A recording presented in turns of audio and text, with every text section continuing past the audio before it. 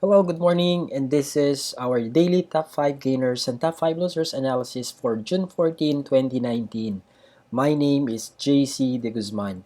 By the way, my apologies for the quality of my voice. I'm a little bit under the weather, but the game has gone. I'm still fine. Okay, so everything that I'm going to say in this video, everything that I'm going to discuss is for short-term trading purposes. It's very important for me to emphasize this so that new subscribers will not misconstrue or will not, misconstrue this video for long-term investing kind of advice. Okay, if you are looking for a piece of advice for long-term investing purposes, click on the long-term investing tab, or might as well ask inside our private clients forum. So the 10 stocks that I'm going to discuss today are Abacor, MJC, CHP, Chelsea, Pepsi, PHEN, SMC, GERI, IRC, and TUGS. I'm going to talk about my technical analysis, and then I will give you my overall sentiment followed by my recommended plans of actions. And this is in preparation for the next trading day on Monday, June 17, 2019. Okay, let's begin with the Abacor. Abacor closed today at 0.75. Support remains at 0.53. Resistance is at 0.86. I like the alignment of the three simple moving averages of this stock. They are all in a perfect bullish position. The conditions of our 10 SMA and MACD combo remain true. That's another bullish pair. And by the look of this chart, I would say that all the 3 out of 4 criteria are already present, are still present, very present on Abacor's chart. Let's find out later on the trade and volume distribution chart if it will perfectly complete, if it will complete the 4-point criteria. Now on the DMI, I would say that the bulls are in control, but the upward momentum is not yet very strong. On the RSI, it's still quite distant from the classical overbought level, thereby allowing Abacor to play the chances of it inching closer to the resistance at 0.86. Okay, let's take a look at Abacor's trade and volume distribution chart.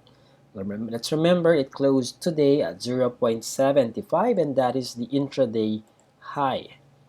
The dominant range is between 0.70 to 0.73. It's in favor of the buyers. You have a data-driven reason to either add more shares or enter a new position.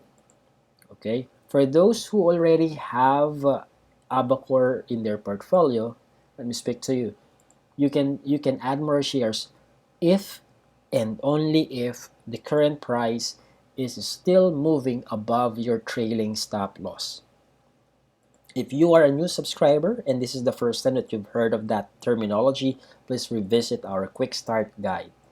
Oh, speaking of which, please don't visit all of these tabs on your dashboard unless and until you have completely read the quick start guide with comprehension. Might as well read it thrice, just twice. Okay. Now remember, Equilist Analytics has its own universe, so to speak. Okay. Now, for those who are planning to enter a new position in Abacor, you might.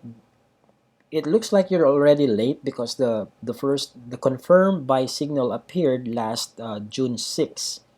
That was the time when the price went higher than the 10 SMA and when MACD crossed above the signal line. But it's still not too late. Again, like what I mentioned, you have a data-driven reason to enter a new position, provided you are happy with you are content, you are happy with your reward to risk ratio. If you are a new subscriber and you're not familiar with what I'm talking about, what ratio is this, go back to the quick start guide, press Ctrl F, type in reward to risk ratio. I have defined the terminology there. I have also provided some examples and the formula on how to calculate your reward to risk ratio. If you are happy, satisfied, or content with your reward to risk ratio, then you can do a test buy. Do a test buy or top up, not at any price. Okay, forget the phrase any price here, because there's a specific range where we have to top up or test buy, and that is on the dominant range. The dominant range that I've shown you a while back. I am bullish on Abocor still. Okay, I am not seeing any bearish signals for now. Okay, next we have MJC. I think this June, this is the first time that I'm going to discuss MJC in our videos, daily videos. MJC, or Manila Jockey Club, closed today at 3.42. It managed to respect the newly created support, let's call it that way, at 3.17. The acting resistance is at 3.93. There's a huge gap that was created above 3.93, and it's quite tough to, break out above 3.93 and make an attempt to inch closer to 4.69, the resistance higher than 3.93.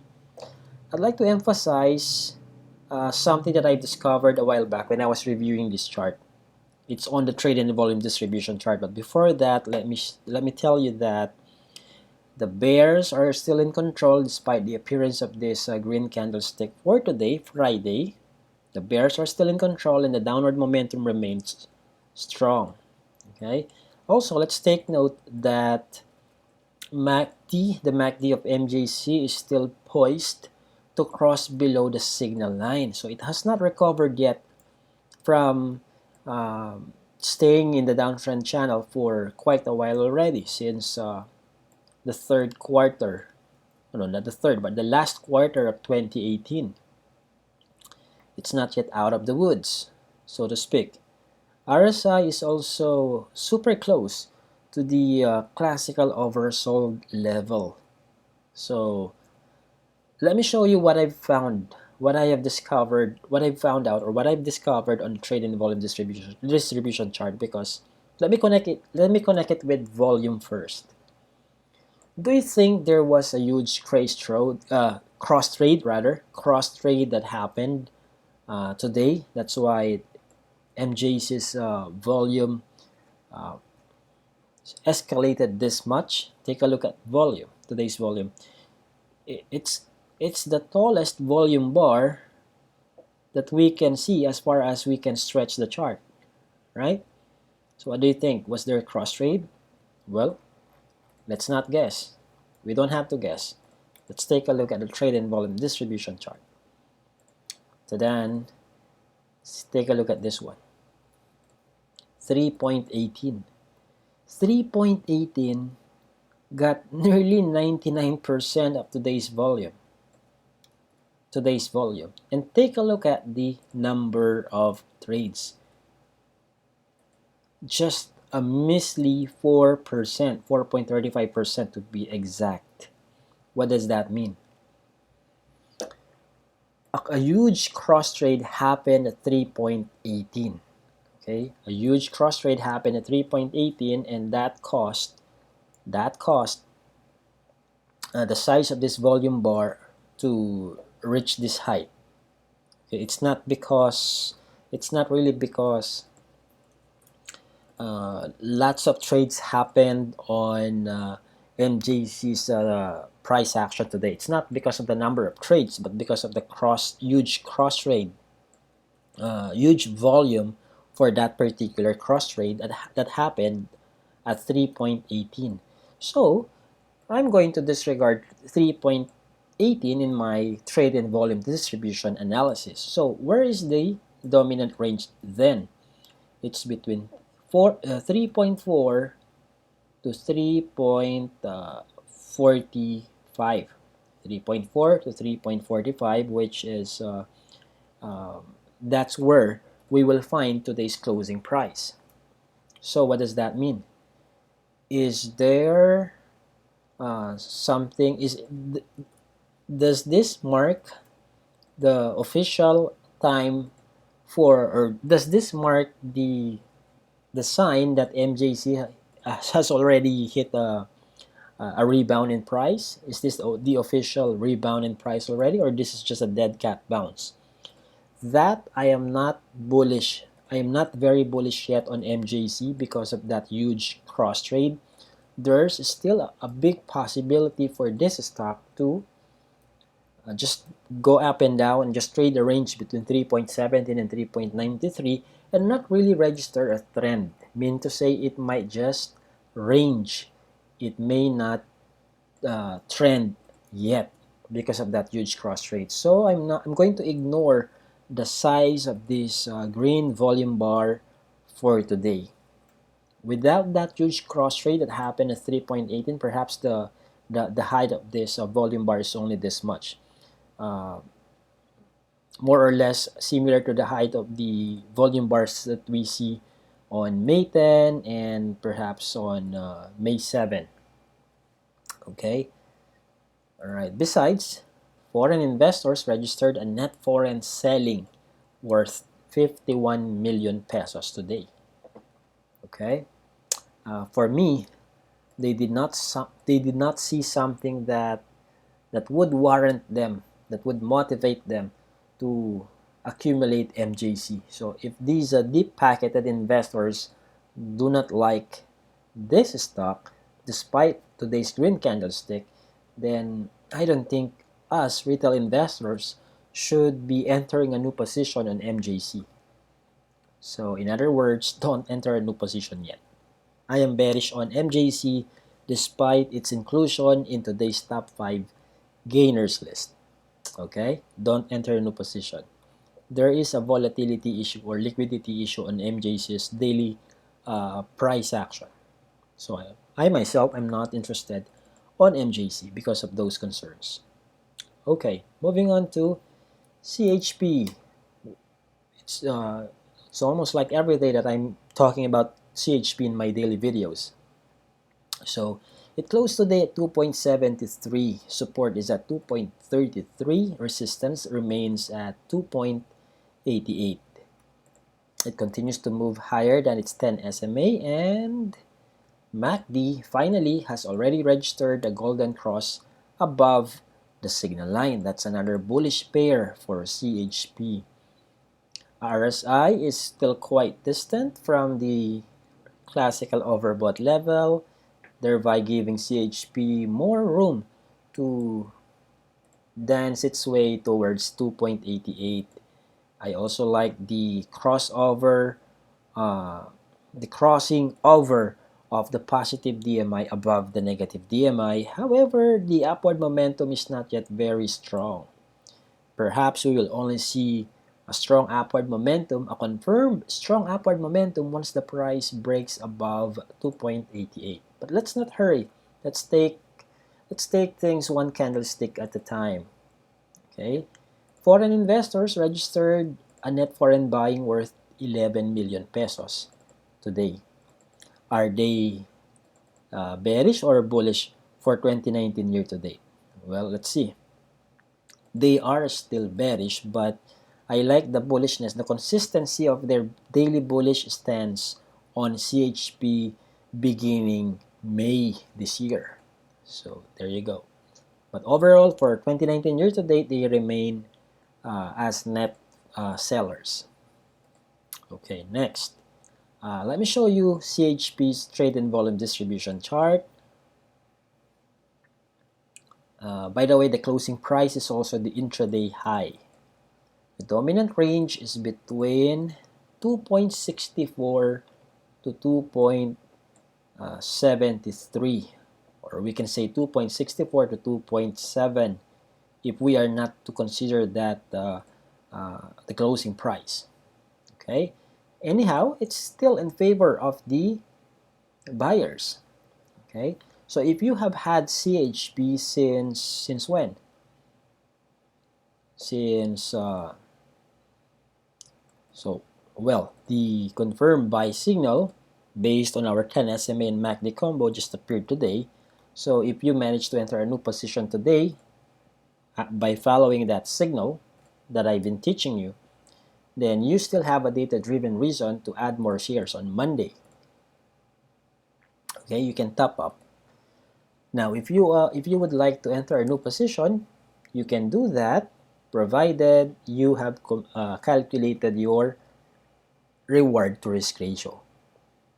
If you are satisfied with your reward to risk ratio, then you can do a test buy within that range that I have mentioned. Okay. All right. Next, I am bullish on CHP. Next is Chelsea. It closed today at 7 pesos per share. Support is at 6.2. Resistance is at 7.18. It's still moving above the 10 SMA. And I like the height of today's bullish volume bar, by the way. Another good news, I am seeing a golden cross for MACD above the signal line today. So that's another confirmation of the bullish ascent, or that redundancy, the bullishness of Chelsea. On the other hand, foreign investors registered a net foreign selling worth 900,000, not million. That's an insignificant amount, so I will skip that part. The upward momentum, another bullish signal. The upward momentum is already very strong for Chelsea. Let me show you the trade and volume distribution chart. The dominant range is between 7 to 7.05. 7 to 7.05. That's where the closing price is. It's in favor of the buyers. So if you have had Chelsea since April 25 or April 26, that was the confirmed buy signal. Okay? Congratulations, you should have gained a fortune already for this stock. During that time, it was moving between 5.33 to 5.47. Look where it is right now. 7 pesos per share. So you can still top up. You have a data-driven reason to do that. Just make sure that you also do an upward adjustment on your trailing stop loss so that you can lock in your profits and preserve your gains, protect your capital, and prevent unbearable losses by using a trailing stop loss. For those who are planning to enter a new position on Monday, make sure that you calculate your reward to risk ratio. Take note that your nearest resistance is at 7.18. Support is at 6.21. The resistance above 7.18 is at 8.94. Okay? If you are happy with your reward to risk ratio, then you can enter a new position. You can do a test buy. By the way, speaking of entering a new position, don't buy in a one-time, big-time fashion. This is applicable, by the way, for those who have a buying capital that's worth maybe 20,000 and above. Okay, but if your buying capital is less than 8,000, okay, I would say you don't have to buy in tranches if your buying capital is 8,000 pesos and below, or 10,000 pesos and below. Okay, the do not buy in tranches kind of advice is only applicable for those who have a relatively sizable buying capital. Okay, because if you're going to divide your 10,000 by 2 or by 3, it may not be favorable for you because of the taxes and fees. Alright? Okay. I remain bullish. I am still bullish on Chelsea. Next, Pepsi. PIP closed today at 1.32. I am seeing a breakout above the midterm resistance at 1.31, and that one is now acting as its current support. If it dives again below 1.30, it will make 1.15 again as its support level. But for now, support is at 1.3.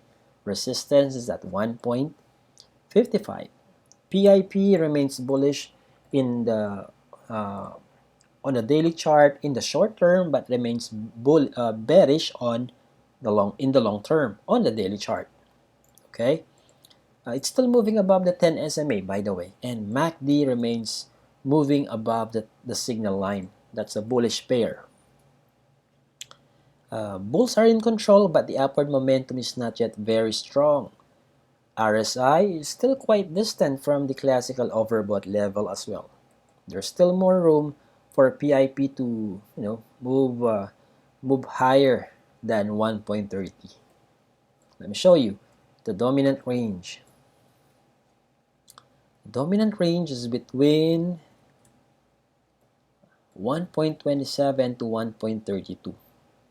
1.27 to 1.32, or we can skip that part at the bottom. We can say 1.29 to 1.32 in favor of the buyers or bulls. So there's still a data-driven reason to add more shares on PIP if you already have this in your portfolio for short-term trading purposes only. If you are planning to enter a new position, calculate your RRR first, reward to risk ratio. If you are satisfied with your reward to risk ratio, you can do a test buy within that range. Okay? With these technical indicators, I remain bullish for PIP. Should things contradict our data-driven forecast or analysis, you have a trailing stop loss that will protect you or prevent unbearable losses. Okay, that's one of the reasons why I always say, encourage and advise that you use a trailing stop loss, because no matter how much data we have used as a reference for our bullish sentiment for any stock, the market can still act as a contrarian, okay, against that bullish sentiment. So we have to be ready, okay, when things go south. Okay, so but for now I am bullish on PIP. Okay, next we have PHEN again. Okay, PHEN again. Do you still remember the piece of advice that I gave you on the other video in the past few trading days? When was that? Let's check.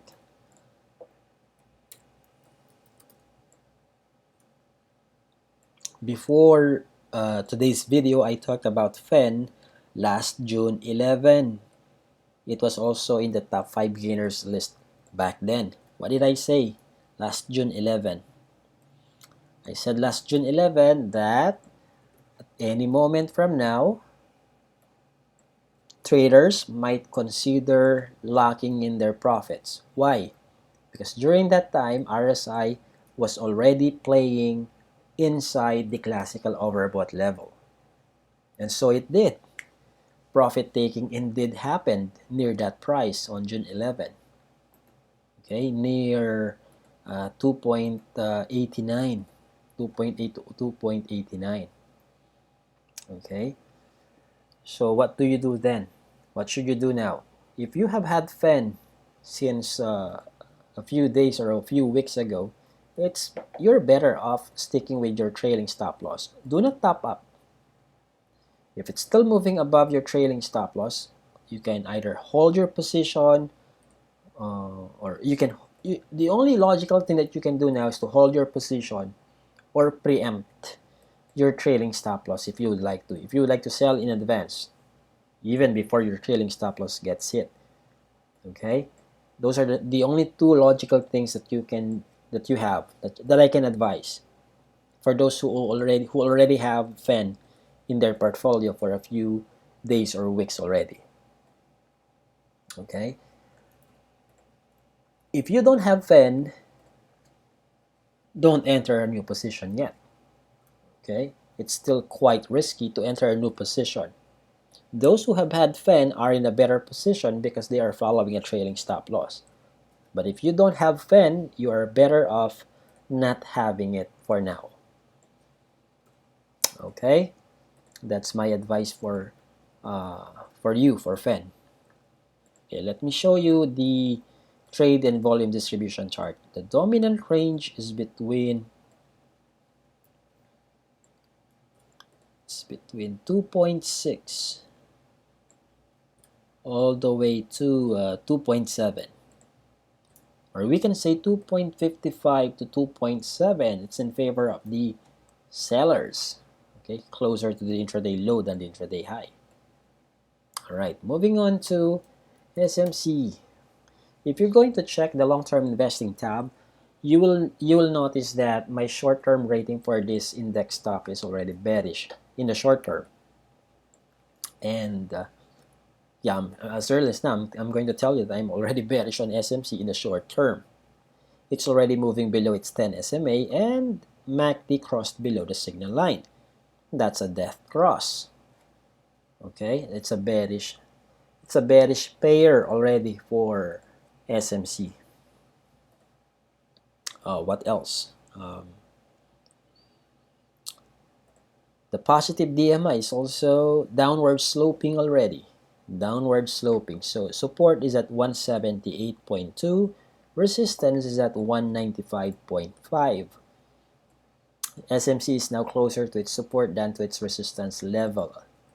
So I suggest, before I give my overall sentiment, let me give you a tour on its trade and volume distribution chart. The dominant range is between 1.181 all the way to 182.2. Still in favor of the sellers. Okay, I advise not to enter a new position on SMC. Might as well wait for a pullback near 178 as much as possible. I'm not saying you buy at 178. I said wait near 1.7, near 178. Why wait? Why not buy there? Because there's still a possibility for the downtrend to continue even lower than 178. So we wait at 178 and then we reassess if it's still more likely for the downtrend in price to continue or not. Do I make sense? Okay. Now,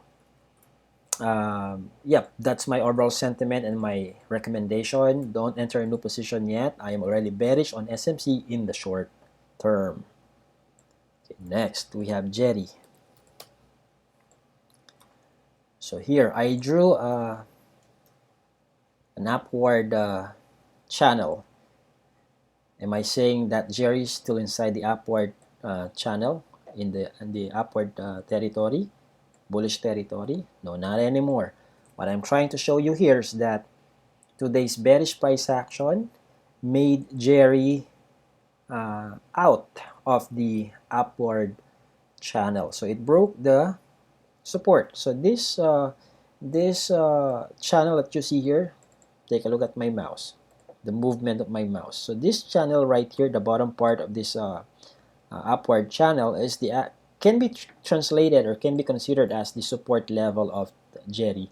So it already broke below this channel, so thereby taking the exit route or exit door. It's already in the bearish room, I would say.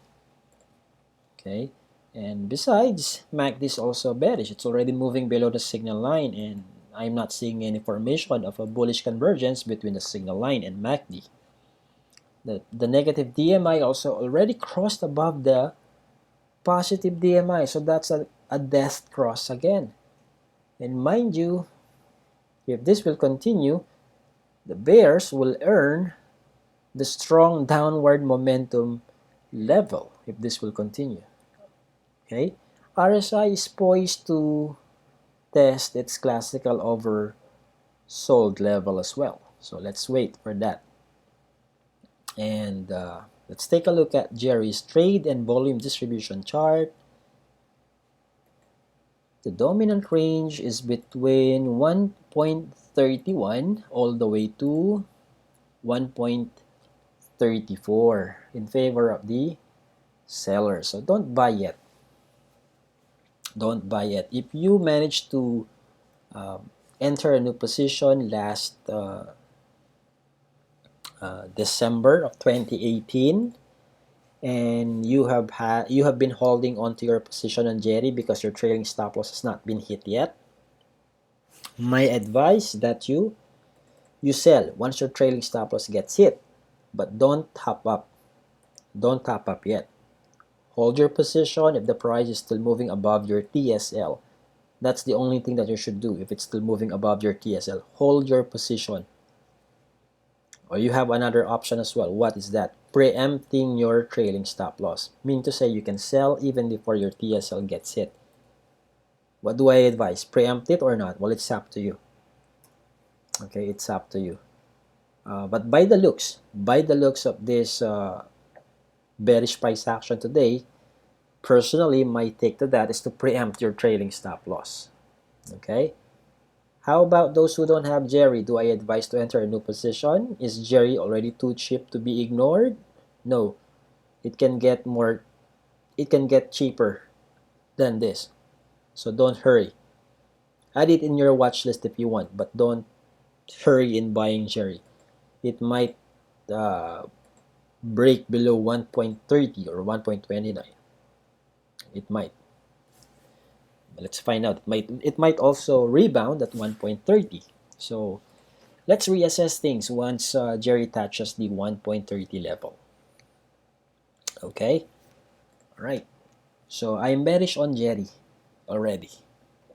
Next, IRC. It closed today at 1.88. It did not manage to sustain its ascent above 1.94. Okay, support is at 1.6, resistance is now 1.94. It's already moving below its 10 SMA MACD, while it's still moving above the signal line. It has already registered a downward slope. Okay, and the positive DMI is also in a downward slope direction. It's already downward sloping. Okay. The conditions of our 10 SMA and MACD combo have already been invalidated in this case. Okay, so technically speaking, since it's already moving below the 10 SMA, it's already bearish in the short term. Let's take a look at the trade and volume distribution chart to find out if the dominant range is also in favor of the sellers. And I think it is. The dominant range is between 1.85 to 1.88. Very bearish. Very bearish for IRC on that trade and volume distribution chart. So if you have had IRC since the second week of April, okay, since the second week of April, I would suggest that you sell once your trailing stop loss gets hit, or you can preempt it as early as now. Don't average down. Don't add more shares. Lock in your profits as close to 1.9 as possible. But don't enter a new position yet for you guys who don't have IRC. Okay? Let it continue to go down if that's the direction where it wants to stay. But don't buy it yet. Okay? I am bearish on IRC in the short term. Okay, next. The last stock in this video is TUGS. It closed today at 2.22. Support is at 2.17. Resistance is at 2.74. Just when we thought that it would continue its ascent above 2.38, profit taking on a Friday dominated. Okay. Nonetheless, MACD is still moving above the signal line, and it's unfortunately for the price action, it's already moving below the 10 SMA, which is at 2.24. And by the way, TUGS closed today at 2.22, and its VWAP is at 2.28. Things looks like it did not. The problem with this is that the upward momentum failed to sustain the there was a lack of there was no catalyst where the traders of TUGS could really rely on, for them to have a sustainable bullish sentiment towards the stock. So the profit taking became the dominant, became the favorite activity today, Friday, for TUGS. So there's still a possibility now for TUGS to just, trade the range perhaps between 2.5 to 2.20, 2.5 to 2.20. It might just bounce up and down to that level until a strong catalyst becomes available for TUGS to, to sustain its ascent towards 2.74. But for now, based on the previous price action of TUGS, notice the behavior of the price action.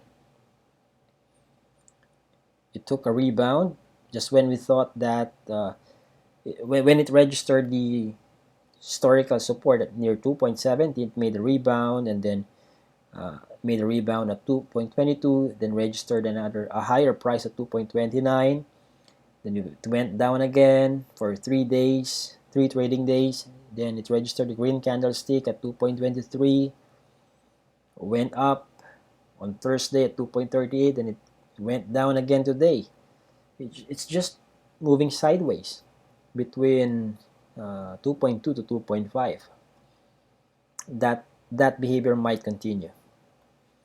So might as well stay away from TUGS. See, the dominant range is between 2.22 to 2.3 in favor of the sellers. If you'd like to, you can also include 2.34 in that range, 2.22 to 2.34. But still in favor of the sellers. So stay away from TUGS for now until we see a clear and confirmed buy signals, such as what? The satisfaction of our 10 SMA and MACD combo, the presence of the 4-point criteria. At least those two things, those two levels, those two stages should be passed, should be present, should both be bullish on TUGS. If only one stage is bullish on TUGS, then your conviction won't be that high to really trade the name with conviction. So I am bearish on TUGS, in short. Okay, so you've heard my technical analysis and my recommendations for these 10 stocks in preparation for Monday. If you have follow-up questions, please post them in our private clients forum. And if you would like to learn more about the actual strategy that I'm doing whenever I trade, I strongly advise that you attend one of the seminars entitled The Evergreen Strategy in Trading the Philippine Stock Market. Where will you find the availability of the seminar in your area? Just click on seminars on our website. It will then show you the available seminars in your area. Right now we have I think 6 or 7 in Angeles, Pampanga on June 29, Baguio on July 6, July 13 in Cebu, July 27 in Davao, August 3 in Iloilo, August 10 in Cavite, and August 17 in Makati. How many are those? 3, 4, 5, 6, 7 schedules this year. Okay? It's actually a prerequisite. As much as possible, should be a prerequisite before you subscribe, so that you would be able to learn, absorb, and appreciate the strategies that we have at Equilist Analytics. Okay? If you have questions about that seminar, feel free to send us an email. Again, my name is JC De Guzman, and have a data-driven trading day on Monday. Have a great weekend.